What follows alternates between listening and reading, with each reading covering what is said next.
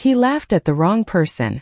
Emily Carter adjusted her worn apron, her fingers gripping the edge of the cart as she mopped the marble floors of the Grand Manhattan Hotel lobby, the echo of her movements mingling with the soft hum of the chandeliers above. Outside, the sun barely crept past the skyscrapers, and inside, the air smelled faintly of polished wood and fresh coffee. She had finished her night shift cleaning the VIP suite hallway, silently cursing the coffee stain that Richard Sterling, the billionaire philanthropist, had spilled moments before, dribbling across the expensive carpet. Emily bent carefully to wipe the mess, head down, doing her job with precision and dignity, aware that several high-profile guests had already noticed her presence. Then came the laughter, a rich, dismissive chuckle that made her freeze. She looked up, eyes meeting the sharp gaze of Sterling, whose smug grin seemed to illuminate his arrogance, his tailored suit immaculate, his watch catching the lobby lights as if flaunting his wealth. "Careful," he said in that patronizing tone. "You wouldn't want to ruin my floor." Emily swallowed the sting of humiliation, straightened her back and continued wiping, her jaw firm and expression calm, refusing to let anger or embarrassment show. A few staff glanced at her, whispering, but no one dared intervene. From a corner table, partially obscured by the grand floral arrangement, a tall man in a dark tailored suit observed quietly, his sharp brown eyes assessing every detail without moving, without interrupting, presence alone commanding attention. He exuded control, calm, and a quiet power that contrasted sharply with the chaos of the insult just delivered. Emily adjusted the mop handle, her hand steady despite the heat rushing to her cheeks, feeling the weight of the room on her shoulders, yet holding herself upright as if her dignity alone could shield her from the world's cruelty. The billionaire continued smirking, his attention flicking momentarily toward the dark figure at the back, perhaps sensing that this presence would soon matter, that this observer would change everything. Emily felt a flutter of hope mixed with apprehension she didn't understand, a tension she could not ignore, as the tall man finally stood, his movement smooth and deliberate, walking slowly toward the lobby entrance, every step calculated, silent yet announcing his arrival to anyone who dared watch. The chandeliers shimmered above, the polished floors reflected both the harsh light and the trembling pride in Emily's heart, and she realized that tonight, despite the laughter, something fundamental was about to shift. Her fingers tightened around the mop, her eyes meeting the approaching figures with curiosity and cautious respect, knowing that the balance of power, the invisible lines that governed the hierarchy of this space, were about to be rewritten, and that the quiet strength she carried inside herself might finally be recognized in a world that had so far ignored it.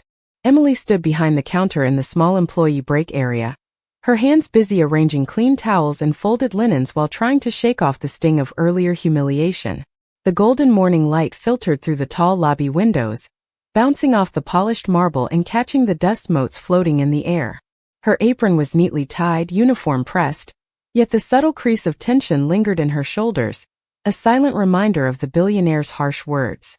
She took a deep breath, steadying herself, listening to the soft hum of conversation in the distant VIP lounge, the clink of coffee cups and quiet laughter from patrons filling the space like an orchestra of normalcy she rarely allowed herself to enjoy.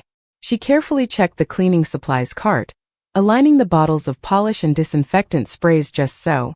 A small act of control in a world that often seemed to disregard her entirely. From the corner of her eye, she noticed Vincent Romano entering the lobby, his dark tailored suit perfectly fitted, the commanding presence he carried alone making heads subtly turn, though most guests failed to recognize his importance.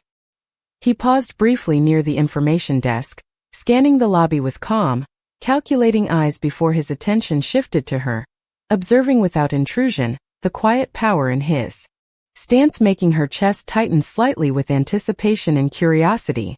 Emily felt a strange mixture of vulnerability and relief. She had endured the humiliation alone for the past few minutes, yet now someone with genuine authority seemed to be witnessing her, not with judgment but with recognition. She straightened her back, picked up a stack of clean napkins, and moved with purpose, feeling a renewed sense of dignity in her measured, deliberate steps. Vincent's eyes remained on her, calm and assessing, giving nothing away, yet his very observation conveyed respect without words, a silent acknowledgement of her composure under pressure.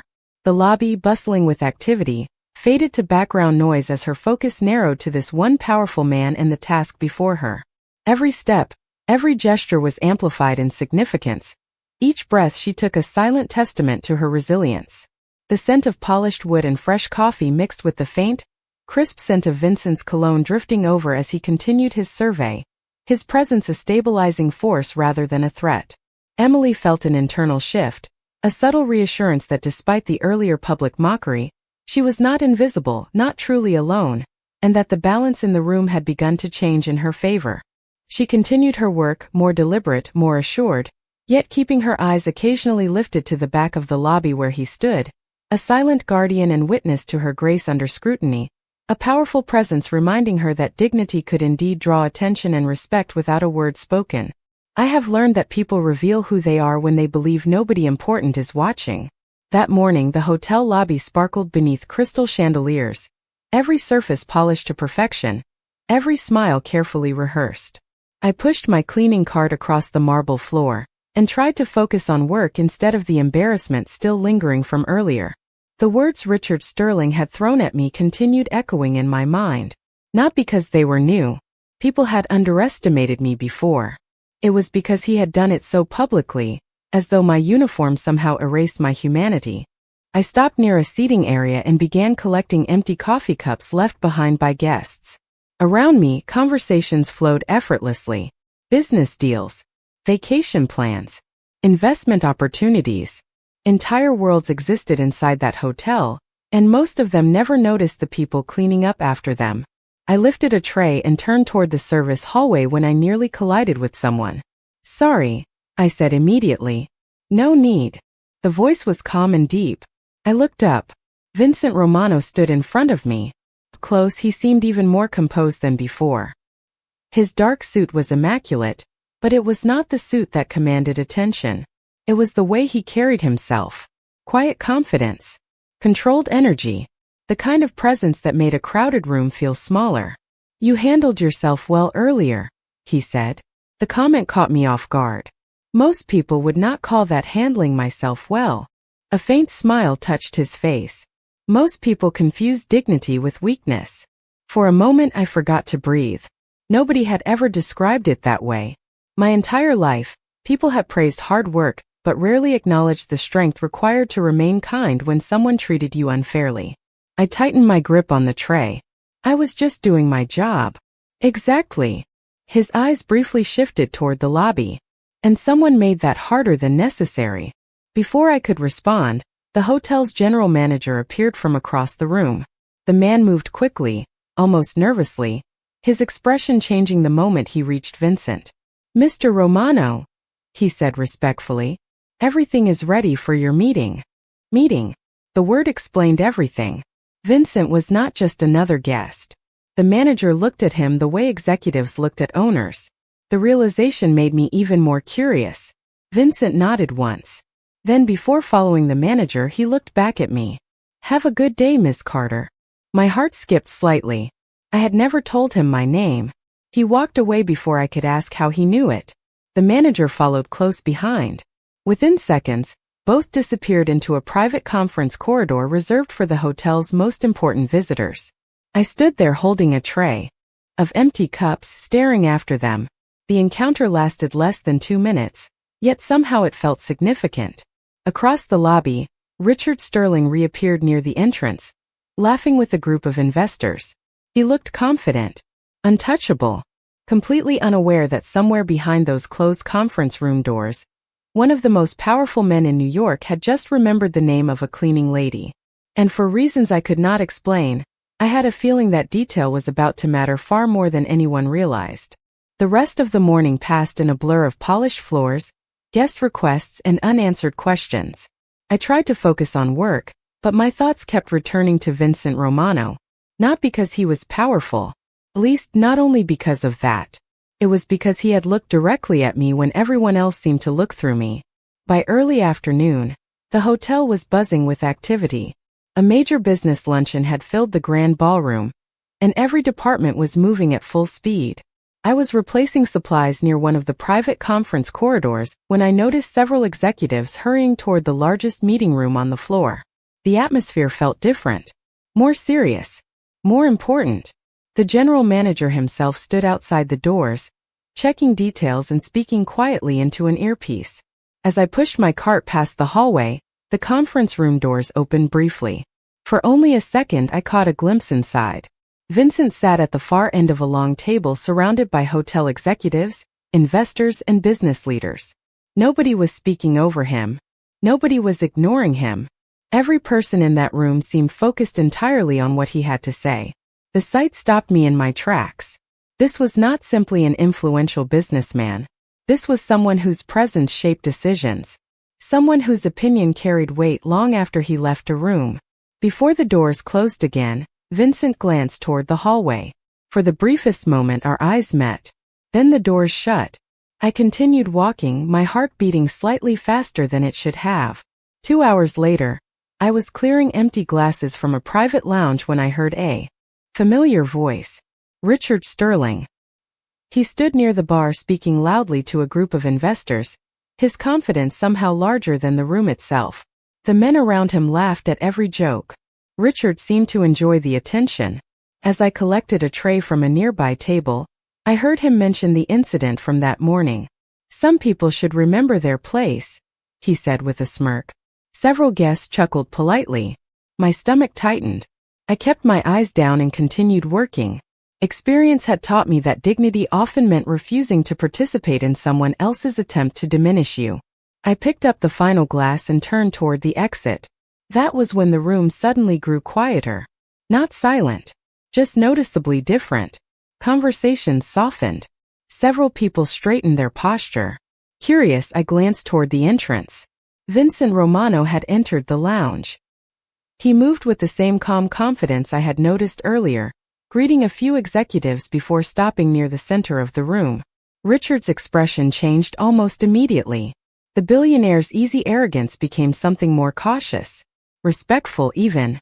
It was subtle but impossible to miss. For the first time all day, I saw Richard Sterling carefully choosing his words. Vincent exchanged brief greetings with several guests. Then, without any announcement, his gaze shifted across the room and landed on me. Not the investors. Not the executives.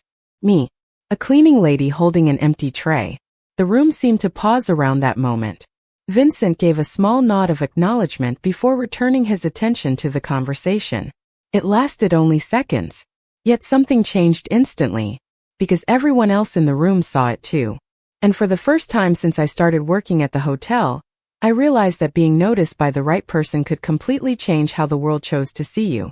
By mid-afternoon, the hotel had settled into a rhythm, yet the memory of the morning incident lingered in my mind. I carefully pushed my cleaning cart down the hallway near the VIP suites, arranging fresh linens and checking for any overlooked details. Each step I took echoed softly against the marble floors, a quiet testament to the meticulous work I carried out without recognition. The sunlight filtering through the large windows cast long shadows along the corridor, highlighting the polished surfaces and the subtle shimmer of gold accents on the walls. As I adjusted a pillow on one of the lounge chairs, I felt the familiar presence before I saw him, Vincent Romano, standing at the entrance to the hallway, observing with calm authority, his posture commanding but not imposing. The dark tailored suit he wore fit him perfectly, the understated elegance amplifying the aura of power he naturally projected. His gaze swept over the area, briefly pausing on me, a small nod acknowledging my composure without a word, and then continued to the far end of the hallway where the executive staff prepared for an upcoming meeting. I paused, my heart rate quickening slightly, a mixture of curiosity and respect coursing through me. It was as if the world itself had paused, waiting for recognition of effort and dignity often overlooked. I continued my tasks, folding towels and arranging supplies with deliberate care, knowing that someone influential had taken note, silently approving the quiet strength I had displayed under scrutiny. Outside the window, the bustling city moved oblivious to the subtle power shift occurring within these walls, and I felt a renewed sense of purpose, a silent confidence settling into my shoulders.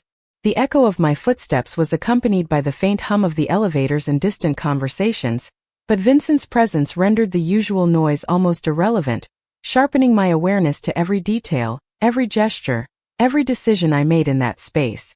The memory of the earlier insult from Richard Sterling seemed distant now, softened by the knowledge that true authority and judgment rested elsewhere, A reminder that dignity and grace could command attention in ways that wealth alone could not. I straightened a chair, checked the placement of decorative elements, and for the first time that day, I allowed a small smile to form, the weight of unacknowledged effort lifted slightly by the silent acknowledgement from the one who truly understood power, influence, and respect. As Vincent quietly exited the hallway, leaving the space just as calm and controlled as he had entered, I resumed my work with renewed focus, carrying not only linens and supplies but also the quiet reassurance that recognition sometimes arrived in the form of a glance, a nod, and the understanding that one's efforts had been truly seen. The late afternoon sunlight streamed through the tall lobby windows, painting golden patterns across the marble floors, and I found myself pausing to straighten a row of chairs, each movement deliberate and careful, aware of the lingering tension from earlier events yet buoyed by the quiet acknowledgement I had received from Vincent Romano. The hotel was alive with subtle sounds, the hum of elevators, the distant clink of cups from the cafe, the soft murmurs of guests navigating the lobby, but these noises faded into the background as my attention centered on the balance of the space and the presence of those who truly understood power and observation.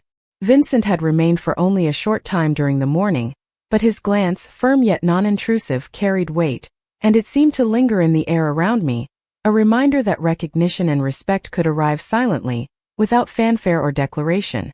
I adjusted the linens on the service cart, aligning towels and fresh supplies with meticulous precision, every fold reflecting the care I poured into my work, every movement a statement that even tasks often overlooked held dignity and significance.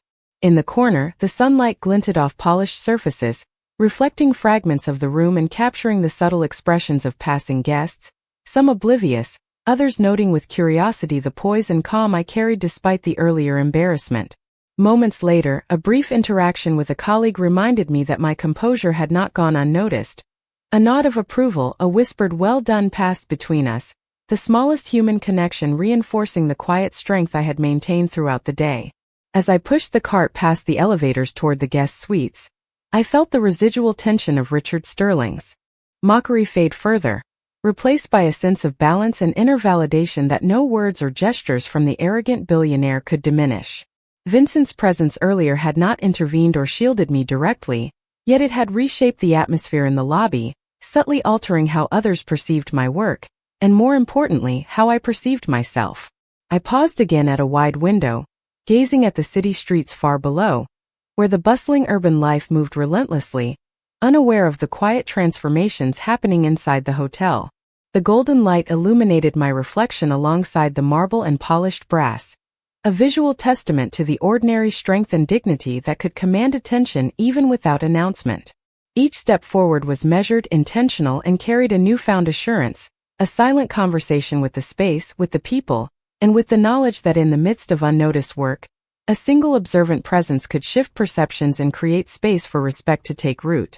As the sunlight shifted and shadows stretched along the hallway, I continued my work with a renewed sense of purpose, carrying not only linens and supplies but also the quiet confidence that recognition, patience, and steadfast composure could quietly, profoundly, and irrevocably change the way the world saw you.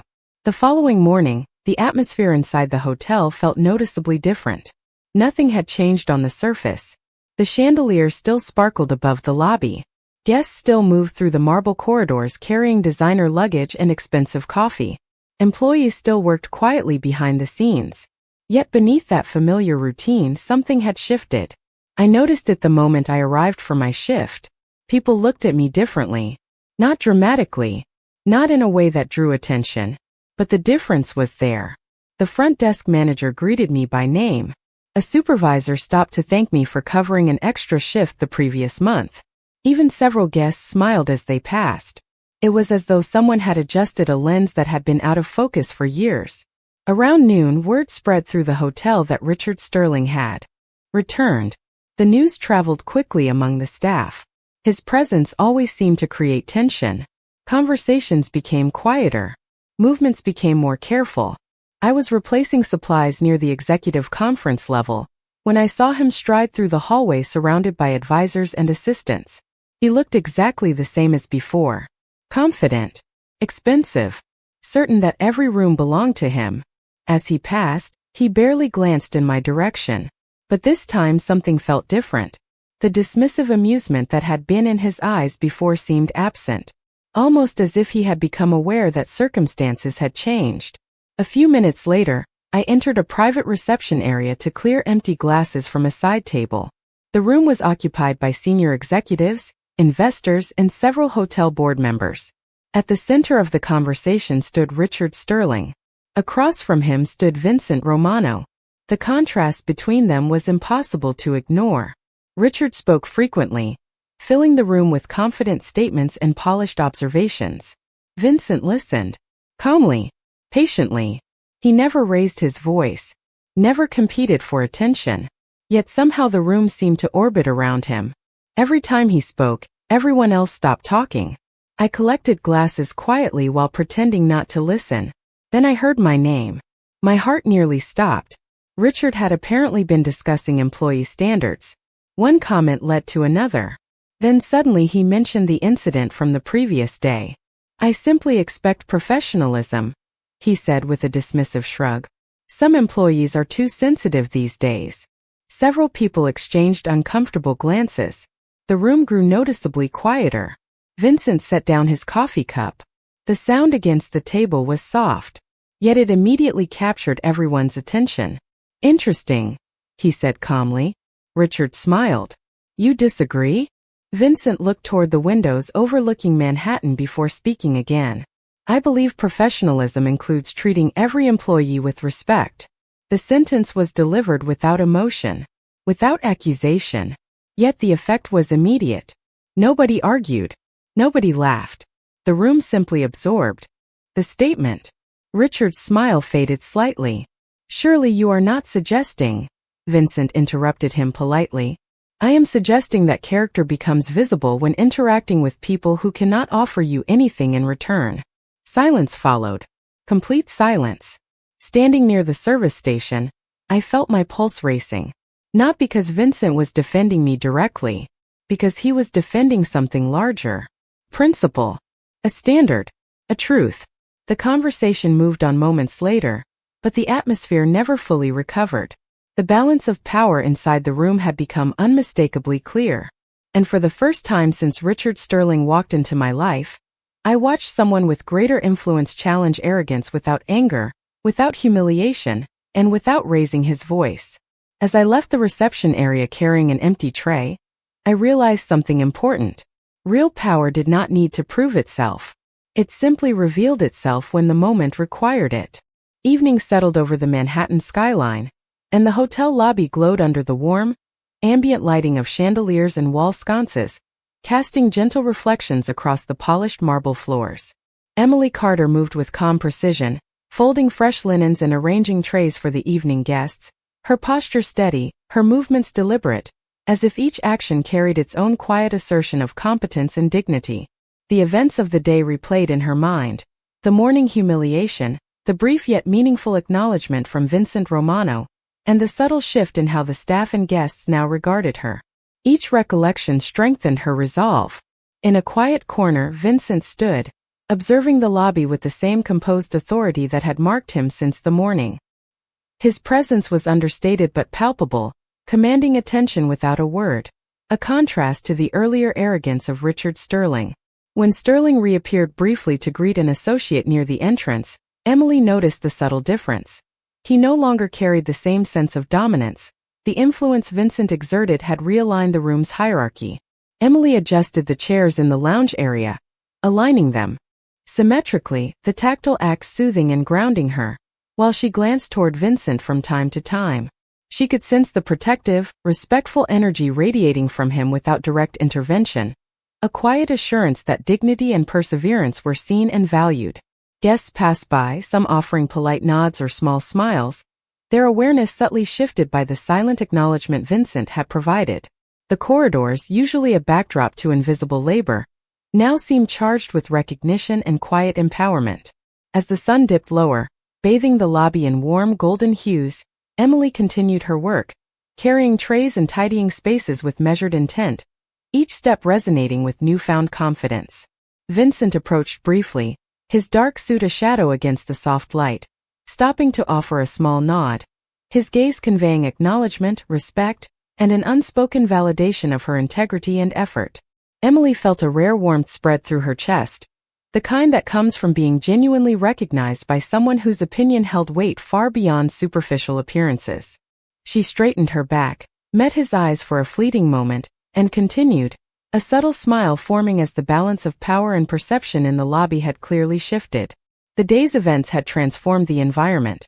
The invisible became visible, the overlooked gained attention, and Emily carried herself not merely as a cleaning lady, but as a woman whose character had quietly impressed one of the city's most powerful men, shaping how she would be perceived moving forward.